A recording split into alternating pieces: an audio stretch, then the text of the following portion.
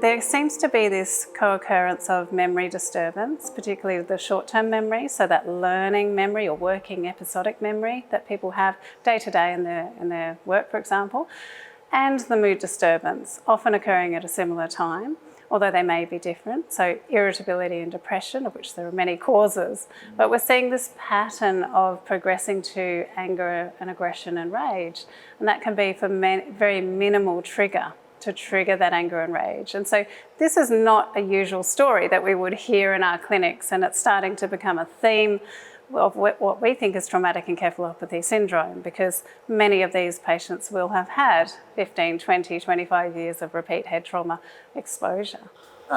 It's a massive issue for the sports codes to deal with. What can they do going forward to help themselves and help their athletes?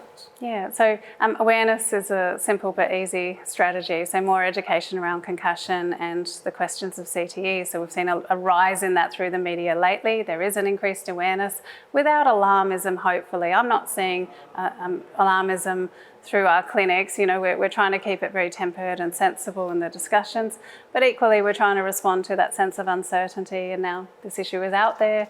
CTE has been demonstrated neuropathologically, so we now need to go on and fill that gap of research in the clinical care. I think that's really the next step.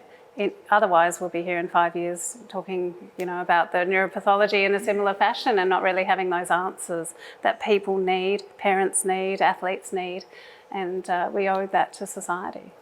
What do people like you, who are at the forefront of the research and study, need to help those who will be suffering in the future?